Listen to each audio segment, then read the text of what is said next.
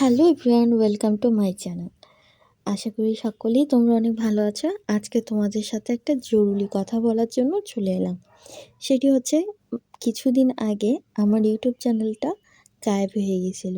YouTube থেকেই সেটা delete করে দিয়েছিল। অনেকটা কষ্ট করে ইউটিউব জার্নিটা শুরু করলাম। টুকটুক করে কিছুটা ভিউ হচ্ছে। এই টাইমে যদি আমার নিজের হাতে তৈরি করা চ্যানেলটা এভাবে ডিলিট হয়ে যায়, তাহলে নিজের অনেক কষ্টই লাগে। অনেকটা সময় কান্না করেছিলাম, চুপ ছিলাম, বোঝার চেষ্টা করছিলাম কি করতে পারি। এরপর আমার মাথায় চিন্তা আসছে যে অনেক ভিডিওতে দেখেছিলাম যে ইউটিউব টিমের সাথে কথা বলা যায়। ওদেরকে মেসেজ করলে ওরা আনসার দেয় এবং কোনো প্রবলেম হলে সেটা সলভ করে দেয়। তো সেই চিন্তা থেকে আমি ইউটিউব টিমের কাছে আমার এখান থেকে একটা মেসেজ পাঠিয়েছিলাম। ওনারা সেই মেসেজের রিপ্লাইও দিয়েছিলেন ইমেল অ্যাড্রেসে। আমি তো চিন্তাই করতে পারি না যে আমার এই চ্যানেলটা আবার আমাকে ফেরত দিবে। তারপর ২-১ দিন কেটে গেল। এরপরে হঠাৎ দেখি আমাকে আবার ইমেল অ্যাড্রেসে একটা মেসেজ দিয়েছে। সেই মেসেজে জানিয়ে দেওয়া হয়েছে ভুলবশত তারা আমার চ্যানেলটা ডিলিট করে দিয়েছে। তাই তারা আবার নতুন করে আমার চ্যানেলটা আমাকে ফিরিয়ে দিয়েছে। এই কথাটা শুনে আমি যে পরিমাণ খুশি হয়েছি সেটা আর ভাষাই রাখে না। আমি মাঝখানে অনেকটা দিন ইরেগুলার ছিলাম, কাজ করছি না, বাট টুকটাক কাজ করার চেষ্টা করছি। আসলে আমাদের বাসাটা চেঞ্জ করা হয়েছে। আর নতুন বাসায় এসে সব জিনিস নিয়ে একটা অন্যরকম একটা পরিস্থিতির সৃষ্টি হয়ে গেছে। যার কারণে আমি আমার কাজটা কন্টিনিউ করতে পারছি না কোনোভাবেই। তারপরও অনেকটা চেষ্টা করছি আগের মতো টুকটুক করে ভিডিও দেওয়ার। কিন্তু সুযোগ সুবিধার জন্য হয়ে উঠছে না। অনেকটা সময় তো মোবাইলও আমার সাথে সাথ দেয় না। আজ রান্না করছি কচুর শাক দিয়ে মুরগির মাংস, সাথে হচ্ছে পাগুলো তো দিবই। এই পা দিয়ে কিন্তু কচু শাকের তরকারিটা অনেক মজা হয়। তোমরা যারা এই রেসিপিটা এখনও জানো না, তারা প্লিজ ইউটিউবে সার্চ করে দেখবা।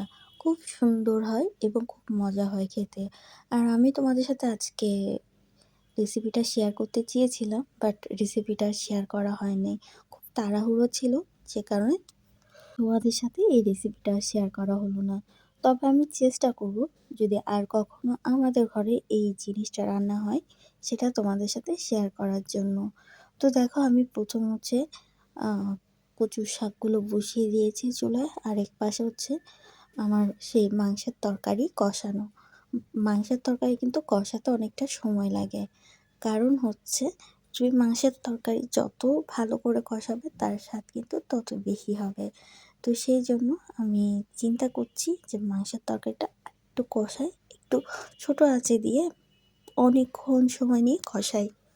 তাহলে মাংসগুলো গলে যাবে, রান্নাও খুব তাড়াতাড়ি হয়ে যাবে। তো যেই চিন্তা সেই কাজ। এখন হচ্ছে আমি সে কচুর শাকটা বসিয়ে দিব। দেখো, বসিয়ে দিয়েছি। এরপর থেকে তোমাদের সাথে আর তেমন কিছু শেয়ার হচ্ছে না, কারণ আমার রান্নার সময় আমার পিচ্চিটা আমাকে খুব বিরক্ত করে, জ্বালাতন করে, যে কারণে তোমাদের সাথে আর রান্নাটা শেয়ার করা হলো না। তবে হ্যাঁ, আমি এরপর থেকে তোমাদের সাথে সব রান্নাটাই শেয়ার করার চেষ্টা করব। আমার যেহেতু সংসারটা বড়, আমার শ্বশুর শাশুড়ি, আমার ছোট্ট একটা ননদ, সবাই মিলেই আমরা একই পরিবার। তো যে কারণে আমাদের রান্নাবান্নাটাও বেশি থাকে, আর কাজও বেশি থাকে। তো সেই জন্য এত কাজ করে আবার হচ্ছে এডিট করা, ডাউনলোড করা, ডাউনলোড না, এডিট করে তারপর থাম্বনেল দিয়ে অনেকটা হ্যাপার কাজ হয়ে যায়। তারপরও যখন আমার এই ভিডিও করি বা এডিট করি, আমার কিন্তু এই জিনিসটা অনেক ভাল লাগে। আর অ্যালার্জি সমস্যা থাকে তাদের নাকি এরকম হয়ে থাকে। আবার অনেকে অনেক কথাই বলে, ডট ডট ডট, সেটা তো আমরাই বুঝে না। তো ঘরের কাজগুলো করছি আর তোমাদের সাথে কিছু কিছু শেয়ার করছি। আর কচু শাক রান্না করার পরে খেতে কিন্তু মজাই লাগে, যতই চুল কাট না কেন। এই যে দেখো, সন্ধ্যার দিকেই আসলাম। তোমাদেরকে যে বললাম আর ভিডিও করতে পারিনি, এই হচ্ছে সন্ধ্যাবেলা। আমি আমার বাবুকে পড়াচ্ছি। ছোট বাচ্চাদের পড়াতে অনেকটা কষ্ট হয়, তো অনেক ছোট, পড়তেই চায় না। সেটাই তোমাদেরকে নালিশ করছি যে দেখো ওকে আমি কখন থেকে পড়াতে বসাইছি কিন্তু ও পড়তেই চাচ্ছে না দেখো। তো বন্ধুরা আমি এখানে আমার ব্লগটা শেষ করব। ভালো থেকো, সুস্থ থেকো, দেখা হবে নেক্সট ব্লগে। হ্যালো বলো, হ্যালো বলো, হ্যালো হ্যালো হ্যালো।